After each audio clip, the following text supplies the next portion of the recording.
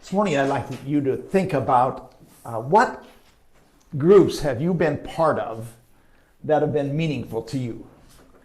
Most of us have been part of some kind of groups in our lives. We've been part of,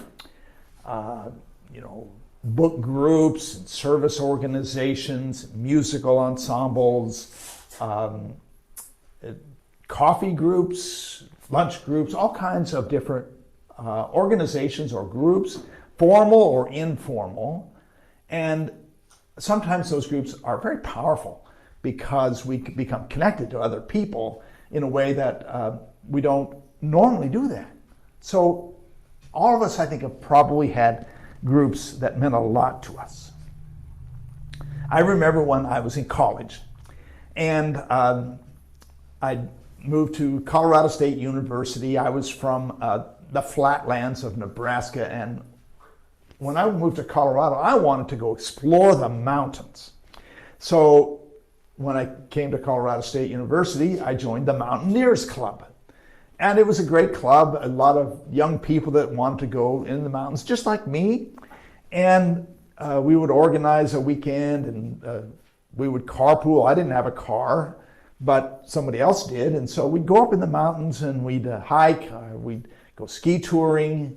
And during the week, we would get together at the student union or out in front of the student union. So it was this group of young people that had a lot in common. And what I remember best is just, the camaraderie we had between us.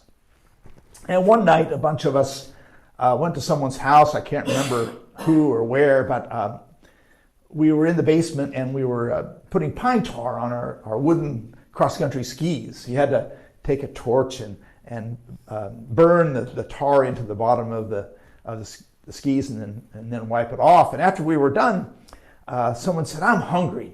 Let's make some omelets." So we went upstairs into the house and I don't know, someone found a bunch of eggs and some cheese and we started making omelets. I had no idea what an omelet was. My mom never made omelets. So here I was with this group of young people. We were laughing and having a good time and making omelets. And as I sat there eating my omelet, I thought, these are my people. This is my group. And they've included me. And I thought, this is where I want to be. So that was a really important group for me. It formed me in a lot of ways and gave me dreams and ideals that I didn't have before I knew these people. I guess it's probably easiest for us to join groups when we're young and we're still open to new experiences and we want to connect with other people, and we're still growing and learning who we are. I know that for a lot of young men, some of the most powerful experiences they've had in a group are in military service. When you're in a combat squad or on a ship, you realize that you all depend on everyone else in the group for survival. And so you become bonded in a way that doesn't happen in other areas. We need groups. We need groups all our lives. I mean, humans are social animals. We need each other for connection, for meaning, for fulfillment, for our identity. Groups are important to us. But researchers have found that in recent decades, participation in groups in our country has been on the decline. The sociologist Robert Putnam did a groundbreaking study on this some years ago, and he wrote a book called Bowling Alone, famous book. And one of the things he looked at was people who go bowling. And he found that more and more people at that time were bowling, but fewer and fewer people were bowling in bowling leagues. In other words, people were bowling alone. So somehow in our country we become more fragmented and isolated. We're not joining groups as much as we used to. People are, by themselves, and there's an epidemic of loneliness in our country. So we need groups. We need togetherness more than ever. Which brings me to our reading from Acts today. Now, Acts is a history book. It tells about the Acts of the Apostles, what happened to the Apostles after the death and resurrection of Jesus. And today's passage describes the very earliest years of what was going to become the church. They didn't even call it the church yet. But it was the believers who were beginning to form this thing that would eventually become the church. And it says, those who had been baptized devoted themselves to the apostles' teaching and fellowship, to the breaking of bread and to the prayers. In other words, almost right away there was this sense of togetherness. There was this sense of, we're in this together. There's something starting up and we're doing this. No one organized it. There was no organization making this happen. It was just the people finding this common bond among themselves. And it was infectious.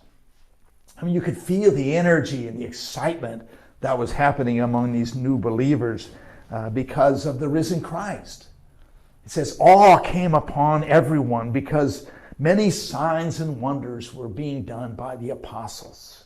I mean, can you imagine what that was like and how inspiring it must have been?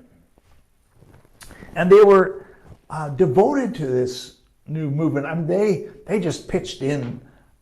They were all in. It says, all who believed were together and had all things in common.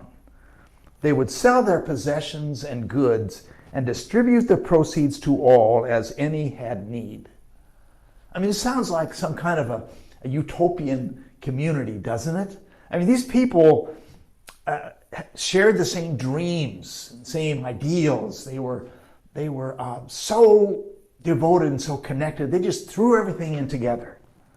So imagine the closeness and the trust they shared. Apparently they kept their own homes because it says they broke bread at home and ate their food with glad and generous hearts, praising God and having the goodwill of all the people. I mean, doesn't that sound like an amazing community of people, a group of people to be together? I mean, there weren't any expectations yet. Nobody had made the church. Nobody had said how you were supposed to act. Nobody had said how you were supposed to dress yet. I mean, it was all up in the air. They were making it up as they went. It was new. What an exciting time in the life of the church. This passage, Acts 2:42 to 47, is often thought of as the blueprint of the church. It's the pattern for the church. This is the way we were in the beginning, and this is the way the pattern is supposed to be maintained. So there was equality between men and women at this time.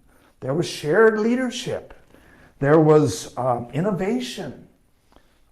There was a high level of trust. Unfortunately, it didn't last long. As you read through the New Testament and you read the later letters of Paul and the others, you realize that as time went on, things began to become more rigid, which often happens in an organization. Organization happened.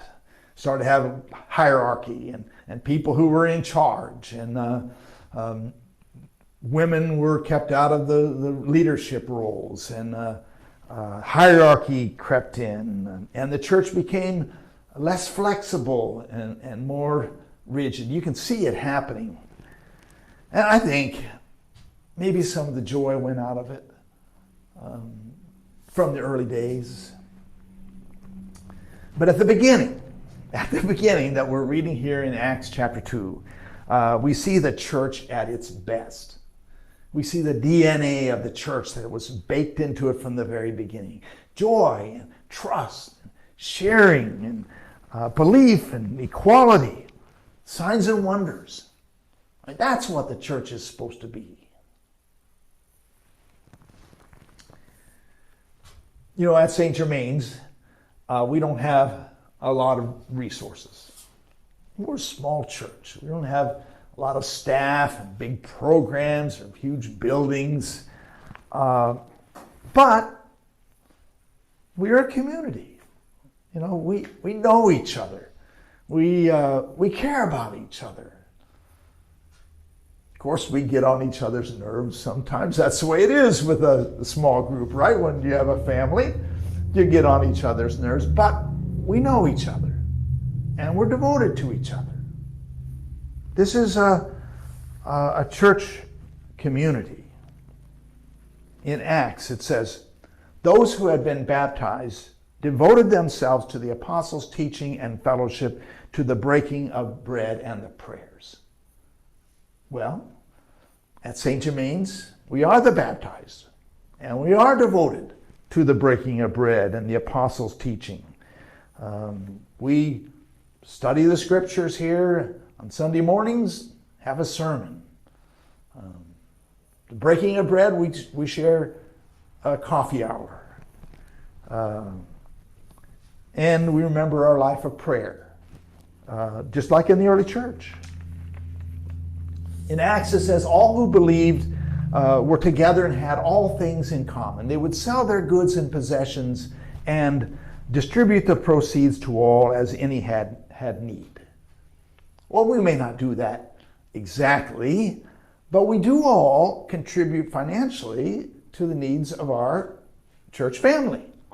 We are willing to share in the cost of being St. Germain's. It's just like the same pattern that was in the early church. And in Acts it says, day by day, as they spent much time together in the temple, they broke bread at home and ate their food with glad and generous hearts, praising God and having the goodwill of all the people. And to me, that sounds like a potluck at St. Germain's. So we are doing what was made in the pattern of the early church. It's the spirit of the early church that lives among us. We're the heirs and descendants of that very earliest church. Well, the world needs us. The world needs to have places like St. Germain's where people come together, share their lives, work together, trust each other, and are the church. So I hope that St. Germain's will always be that kind of community.